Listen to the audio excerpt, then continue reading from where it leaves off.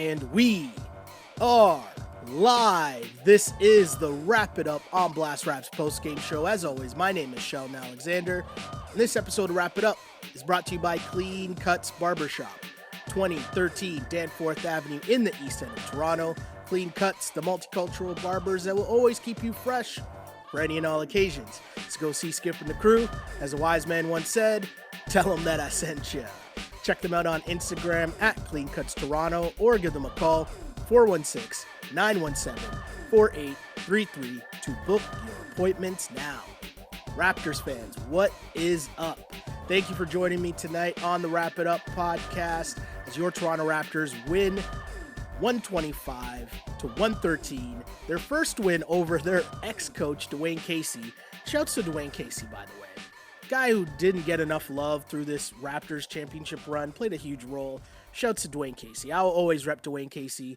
I know that he didn't get them over the hump, but he built that foundation, and I will always rep Dwayne Casey. But tough night for Mr. Casey as his team goes down to the Toronto Raptors. And again, my name is Sheldon Alexander, and you are watching right now or listening to the Wrap It Up podcast, which we do live on Twitter after each and every Toronto Raptors game on my Twitter feed at Shell Alexander. We take your comments and questions there because this is your show, people. This is the Raptors postgame show, as well as on Instagram. Also taking your comments and questions there as well at Sheldon Alexander. And if there's ever a time that you miss this live or you want to check in, check back out, because there's lots on tonight on TV. Totally understand. No worries. We got you covered as this becomes a podcast that you can find on SoundCloud, iTunes, Google Play, and on YouTube. Just search On Blast Podcast because this is part of the On Blast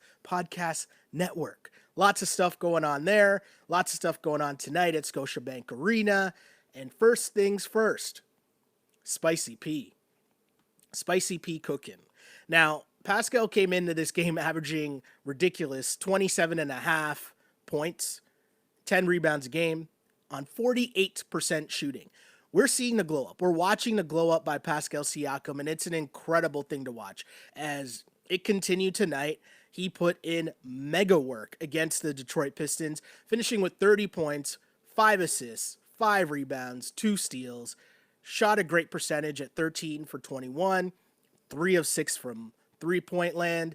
And Siakam's game, I'm telling you, it's just the epitome of hard work. You can just see a guy that went into the lab in the offseason and continued to add different parts to his game. Like his three-point shot, we saw it take a leap last year, and to see where it's at now, where he's shooting it in rhythm and he's shooting it from any spot around the three-point land, plus in any type of rhythm. Last year, it was more that open three was there for Siakam, and that's kind of where he got the three-point shot. This time, you're seeing him taking the shots from wherever around the arc, and he's knocking them down. It's a great thing to see. But again, I'm gonna point to the fact that it's hard work. If you watch this podcast, and this is season 2 of the Wrap It Up podcast, where we're here after every game chatting about what's going on with your Toronto Raptors. And if you followed us last year from early on, I want to say it was after like game 3. We told you right here last year that Pascal Siakam, the glow up was real. And we saw the work that he was putting in at the Rico Hines runs. And all you've seen ever since, whether it's Siakam winning the most improved award last year when he got that award in his speech, or whether it was at the press conference when they announced his brand new max deal that he signed, he's shouting out Rico Hines. He's always mentioning his boy Rico and what they worked out on in the offseason because they set out a goal to improve on certain skills, and you're seeing that each and every season that he comes in. And in this season so far, where everyone's talking about can he fill in for Kawhi, I mean, offensively, he's doing that so far. He's lived up to the max contract. And so far, as the Raptors improved to 4-1 on the season, Pascal's been as advertised, lived up to the contract, and you're seeing exactly what you want from a young player. You're seeing that he's never satisfied because he's going to keep working. He's hungry. He wants the ball, and he likes the moment. Do you know what I mean? Like, he kind of sensed in that third quarter. I don't know if Thon Maker was trying to like match up against him or trying to go at him a bit.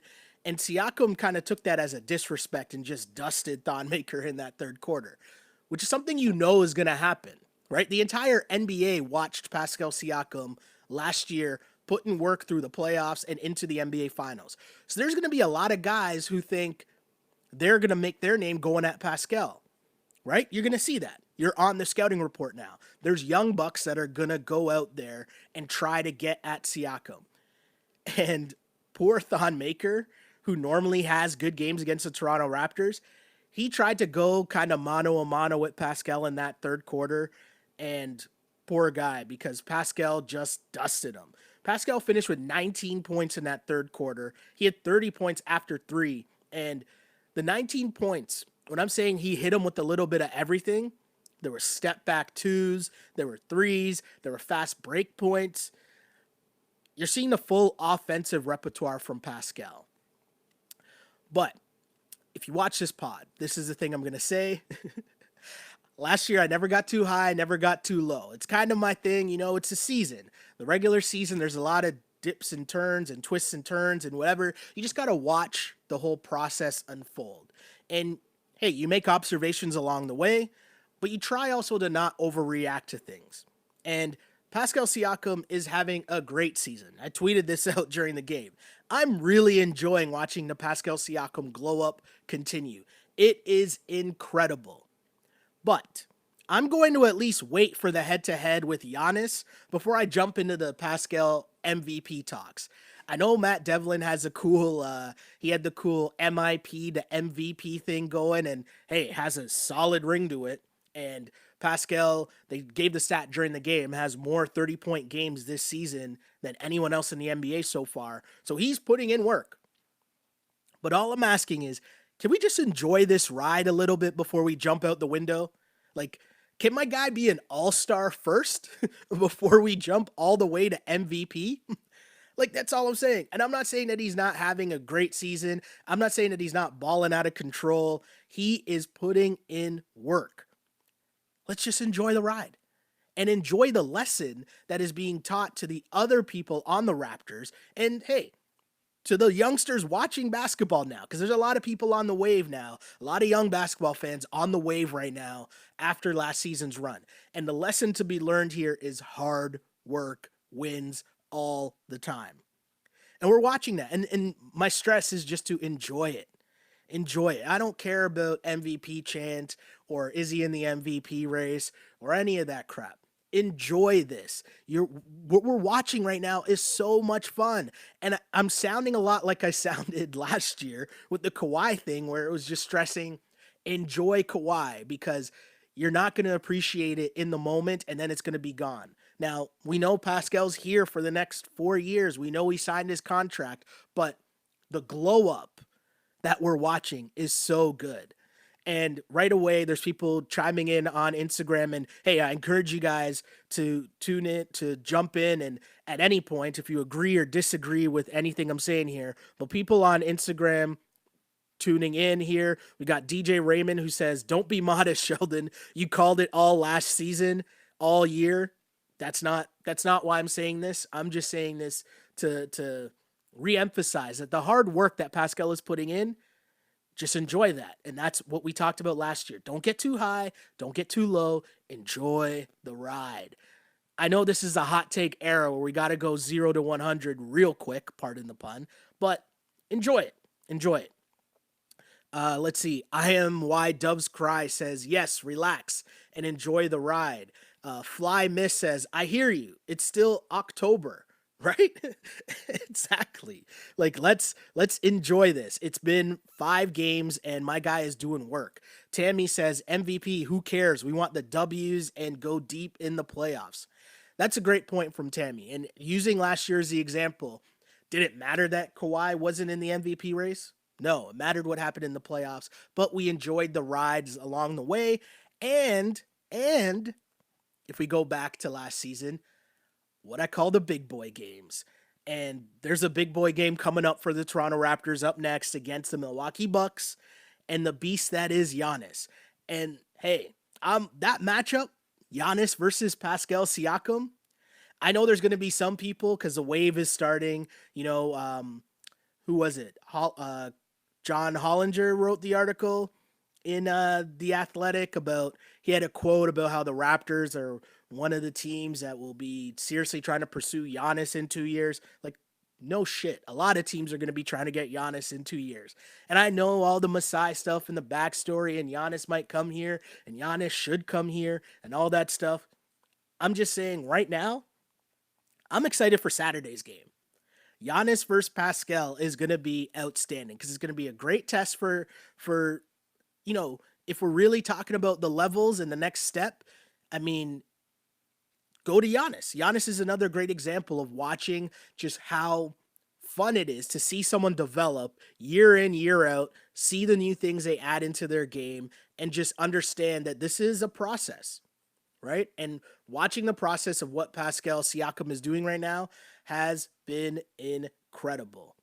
James checks in on Instagram, and James says, I knew Siakam got better, but I didn't think he'd be this good. The man is shooting threes with crazy confidence. Yeah. And I'm here for all the Spicy P energy as well. Spicy P, like, whenever you're seeing the and one and he's screaming and he's getting hyped up by the crowd, I like that. I'm here for all of it. It's so much fun. Austin will lead us to another direction because Austin says OG started the game hot and then Pascal took over in the second half. So true. And gotta shout out OG and Anobi because we're talking about leaps. Pascal's not the only one that's looking really good as if they took a leap in the offseason. OG Anobi is doing a job for the Raptors. And as Austin mentioned, OG started off this game really well. He started off 4 for 4. And if you follow last pod, I talked about how important it is for OG Anobi that he could get a lot more easy baskets if you use Pascal from last year as the example. Get out in transition. Get out and get some easy baskets. Cut to the basket. Be a cutter. Then you settle for those open threes. Then those open threes seem a lot easier. Well, OG started the game 4 for 4, capped by a steal and dunk because OG plays on the Raptors, and Raptors play defense, kids. First lesson.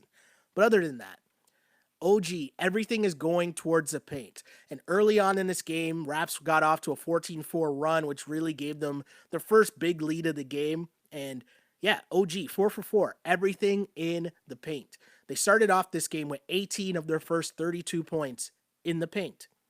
And that's just trusting your offense. The ball movement of the Raptors offense is incredible. If you stick to the offense and cut to the basket, someone's going to find you. Whether it's Fred, whether it's Kyle, whether it's Gasol, whether it's Spicy P, right? This is what I'm saying. And the only person I didn't name there was OG, which means what? If OG cuts to the basket, chances are someone's going to find him. And it was good to see OG and Anobi have another great game because we know the defense is there. We're seeing him consistently also rebound, which shows the lack, or sorry, not the lack, but we're seeing the rebounding, which shows the consistent energy, right? Because rebounding is energy. And OG Anunoby with 8 rebounds in this game, he's been averaging around 7 rebounds, I want to say, for the past 3 games at least. 13 and 8 for OG tonight. But the rebounding numbers are key because the forgotten part of the Kawhi Leonard exit is the job that Kawhi Leonard did on the glass, right? So someone else has to pick up that slack. So far, it's been OG Anunoby. 13 points, which is right in that range I've been talking about all year where, you know, if Pascal's giving you that 20 to 25 a night, then it's up to the next Raptors. We need like 3 other Raptors to be in that 10 to 15 range. And OG smack dab perfectly in that 13 points. I mean, this game was great. If you're a Raptors fan worried about the depth and worried about the scoring and where that scoring is going to come from, this was a great game. Serge Ibaka continued his great play off the bench. Serge with 19 points and 6 rebounds in this game. 9 of 15 shooting from Serge. And Serge continues his strong play. And I love Serge in the role that he's playing right now because he's coming off the bench with the second unit that they're still trying to figure out kind of who the other pieces are going to be in terms of a second unit. But the one constant so far has been Serge Ibaka and his scoring. He's coming off the bench and he's being aggressive. He's looking for a shot and everything is confident. And it's starting in the paint and then he's working his way out and taking the three when it's there. 1 of 2 tonight. Solid start for Pascal, or not for Pascal, for Serge. And he's doing a really good job of just staying within the offense. But I think coming off the bench allows him to be confident because you can tell him it's role definition, right?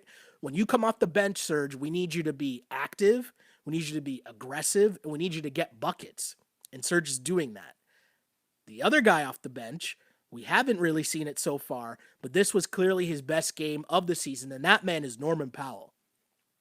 Norman Powell is a guy who they also need consistent scoring and playmaking from, and it hasn't really gone that well for Norm so far this season. But tonight, 7 of 10 shooting, 3 of 5 from 3-point land, which is huge for Norm because I want to say he came into this game not doing well at all from three. I think Norm came in 3 for 16 from 3-point land in this game. And so he started off 4 of 6 from the floor and again finished with 3 of 5 from 3-point land. 19 points overall from Norman Powell. And it's the Pistons. I understand. It's not even the real Pistons because their starting lineup, I mean, they're missing some key pieces for sure. But nonetheless, you don't control that. You control how you play. You don't get to decide who's in front of you.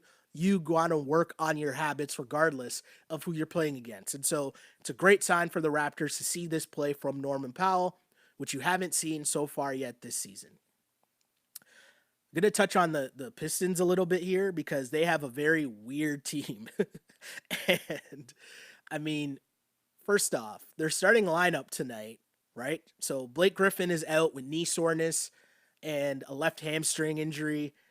And Reggie Jackson also out with back tightness. So their starting lineup, Andre Drummond, Tony Snell, Markieff Morris. At least I think it's Markieff Morris. I was confused, the Morris twins. Luke Kennard, and Tim Frazier. That's a makeshift starting lineup. That is a ping pong ball lottery type starting lineup. But because it's Dwayne Casey coach team, they play hard. They stayed in this game. And if I'm going to give love to someone on the Pistons tonight, if there's a good story, it's Derrick Rose. Derrick Rose in this game, 21 minutes. They're keeping his minutes down. And the reason why Derrick Rose isn't starting is because Casey wants to keep his bench rotation intact. So that's why you see Tim Frazier starting and Derrick Rose continuing to come off the bench, despite the fact he's been putting in work. I want to say he came into this game averaging 21 points per game off the bench. And the Pistons bench is the second highest scoring bench this season, behind only the Clippers. And if you know the Clippers, you know that's Lou Will and Montrezl Harrell. But D Rose is leading the bench attack for the Detroit Pistons, and a great game tonight. 7 of 12 from D Rose, 16 points, 10 assists, and it's just a great NBA story to see Derrick Rose on the court. I'm going to emphasize I'm talking on the court here. It's a great on the court story to see Derrick Rose just playing basketball at a high level, and we know about the injury problems that he's had, and to see Derrick Rose contributing. I'm not saying that the Pistons are a good team, but if Blake Griffin can be healthy and if Reggie Jackson can, be less of Reggie Jackson and maybe more try to pass the ball a little bit more and not be as shoot first, they could be a weird 7 seed or something or an 8 seed. But again, if we go back, I know there's going to be people right now angry hitting me up saying, "Didn't you say the Raptors are going to be 7 seed?" Again, yes, my preseason prediction, Raptors will be somewhere in the bottom 4 of the playoff race, meaning 5 to 8. I don't know exactly what that means or where that is, but that's before seeing them play in the regular season, and now we're here. So I don't know where the Pistons are, but the Raptors dusted them tonight, and they don't look like they're in the same league, at least as currently constituted. But let's get to some more comments because as mentioned before, this is your podcast, people. Wrap It Up podcast. We're here to take your comments. Austin says Siakam took over in the second half. Totally true. Be Well Season says Siakam really that nice. Yes, Yes, he is. Someone named Choder4 says Embiid versus Cat. If you're on social media, just I'm sure you've seen by now the fight that took place. I mean, and when we say fight, we mean NBA fight that took place, which I mean is more of a fight than most NBA fights. But Karl Anthony Towns and Joel Embiid going at it. That was fun. Can't wait to talk about that tomorrow with my guy Andrew Webster. We do the Ball on Blast podcast every Thursday night. It's up Friday mornings, but that is a NBA wide conversation. And for those that follow that pod know that Webster is a huge Sixers fan. So I'm sure he'll have a lot to say about the Embiid Karl Anthony Towns fight. But great night in the NBA, as most nights are, because the NBA is the best. Another comment here on Instagram says, is it just me, or have the young guys really learned from Kawhi and Danny? That's a great comment there. That's from Logan. Logan Christie on Twitter asked that question. And I think that's definitely a thing. There's a lot of, takeaways from last season. And of course, Danny and Kawhi bringing a championship mentality, a veteran mentality. Same thing with Marc Gasol. And we already know the pitbull that Kyle Lowry is, right? But the Danny and Kawhi thing that I think is really important, that if you're a young buck watching those guys last year, it's how you can affect the game in multiple ways. In this era of social media, in this modern era of the NBA, right? You can watch Instagram highlights. This is a perfect example. A couple nights ago, the Rockets played, and I remember seeing the highlight pack, and I remember seeing the Instagram that Russell Westbrook had a triple-double against his former team. And I didn't even think that James Harden did anything, but James Harden had 40. The reason why I bring that up is because in this world of Instagram and like just little bits and pieces, it's so much more glorified one end of the floor or one distinct storyline. The thing to me with Danny and Kawhi is because they were the anti-Instagram. It wasn't flashy. It wasn't anything crazy, but they knew that they affected the game on both ends of the floor. And I think that's a huge lesson. If you're OG, if you're Pascal, if you're Freddie, right? You see in that championship kind of hangover, that foundation that the Raps have continued into this season where defense matters. You are not playing unless you play defense. And the big lesson from those two guys, Danny and Kawhi, I'll never forget this because this is when I knew things were a little bit different, right? It was early in the season. The Raptors were playing the Sixers. And ESPN was in town. And they were doing a full, they had a Toronto Raptor on every single ESPN show for the day. And I remember watching Danny Green on First Take, and they asked him something about, what's one thing that people don't know about you and Kawhi? And he said that he and Kawhi pride themselves in being the best perimeter defenders and locking down the other team's perimeter scorers. When I heard that, I thought that was pretty cool because you don't hear that. Everything now in the NBA is about offense and shooting threes from half court and fancy dunks. And I'm not trying to sound like the old man, get off my lawn, because it's not even about that. Because if you watch the Raptors last year, you know they won in large part because of their defense. And that's what you're seeing transfer over. All these guys, OG, Pascal, especially, Norm, these guys are locked in defensively. If you know about one of the storylines from training camp, it was Fred VanVleet talking about, they were having a shoot around or a scrimmage, and there were a couple possessions where guys were kind of, not half-assing it, but definitely not going full tilt. And he was kind of he stopped it, and he was kind of like, no, that's not what we're doing here. We're not about that life. We're not the flashy team here. We play defense. And that's the message. And when that message is coming from the top, meaning your coach, and then to your best players, and you watched it last year with your best players in terms of Kawhi Leonard, and you saw the result of that hard work on the defensive end, how's a guy like Norm going to argue that part this year? He has no choice but to play defense. How's Pascal, if he takes anything away from what he watched Kawhi do last year, how's he not going to also take away the fact that defense wins? His scoring is great.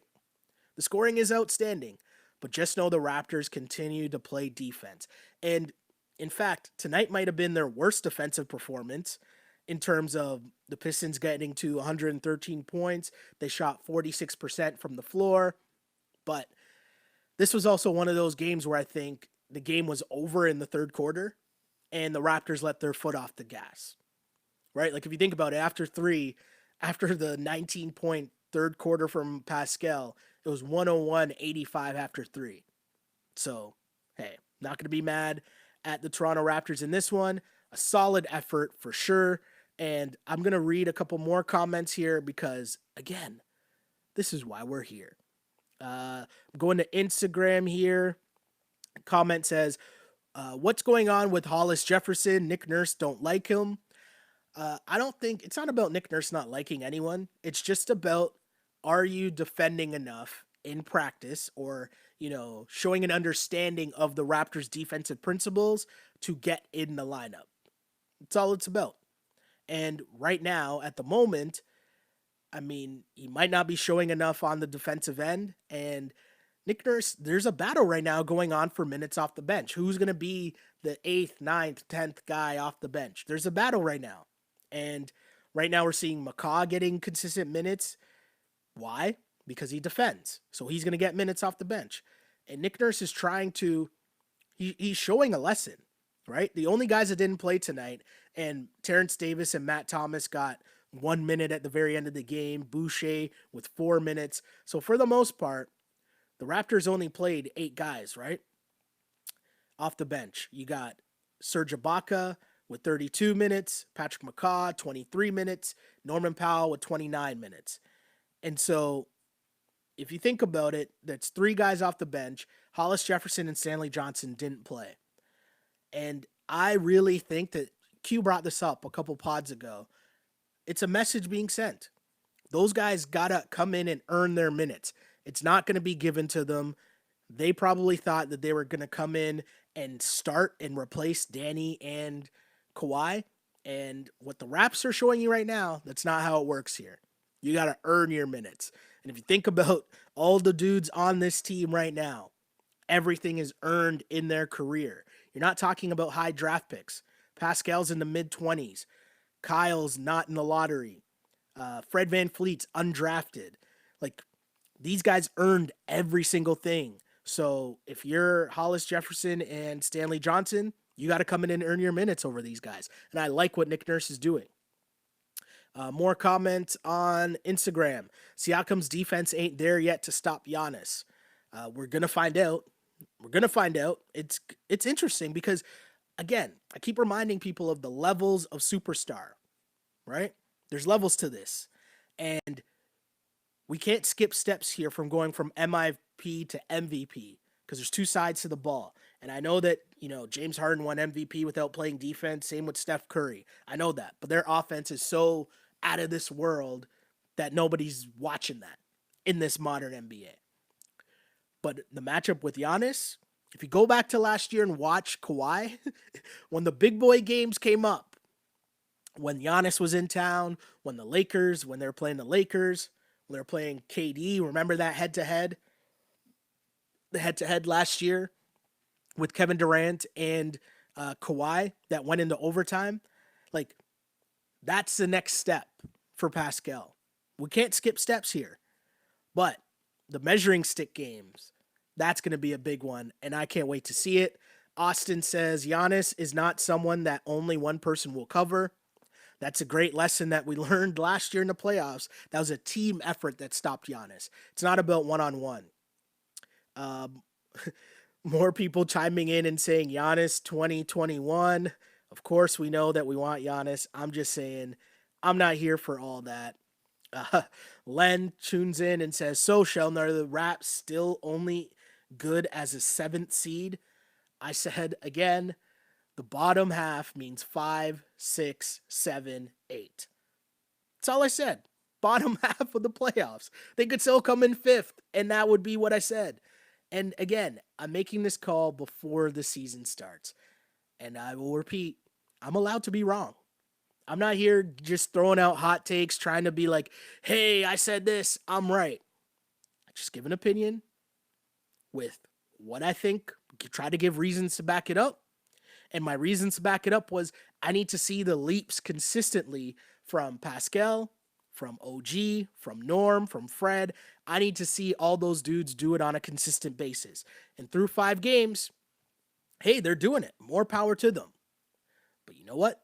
The season's longer than 5 games. And I hope that these guys prove me wrong and the Raps are a top team in the Eastern Conference again.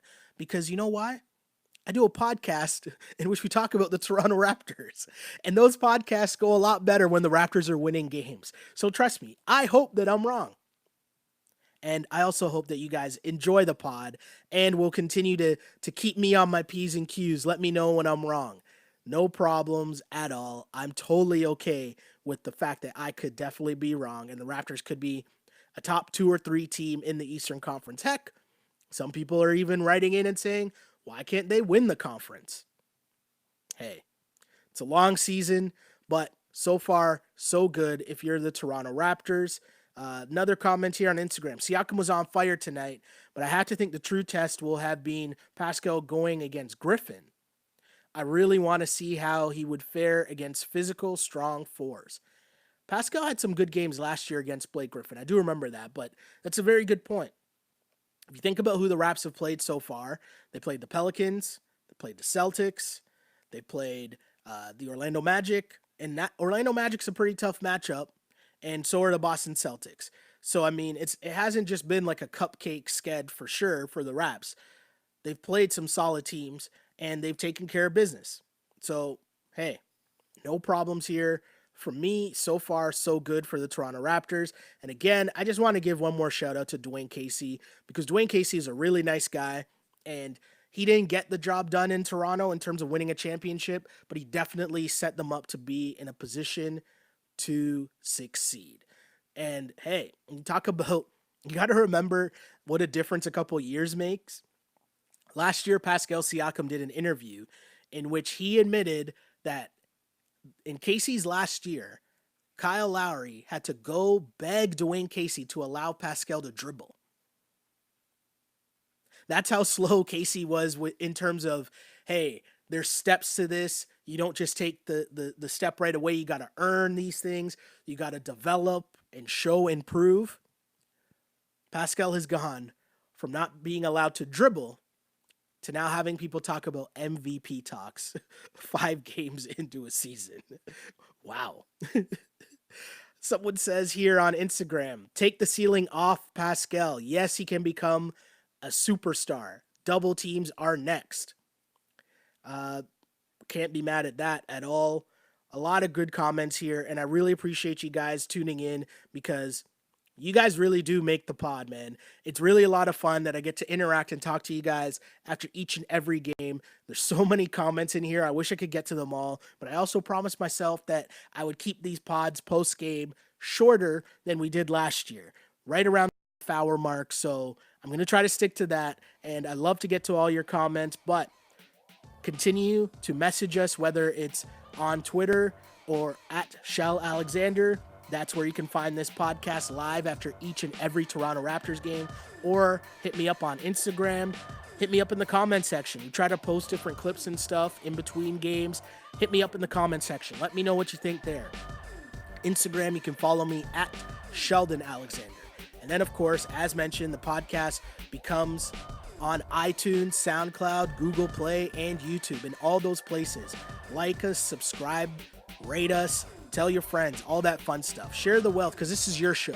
Spread the wealth. And of course, seeing for me here in year 2, 5 games into year 2, and seeing how many more people are in the chat consistently right now, and how many more people are tuning in live on the Twitter stream, it's so much fun for me to watch and enjoy, to watch this, your podcast, grow, because the whole goal of this is to truly be interactive and have this be one huge group text. I said that all last season.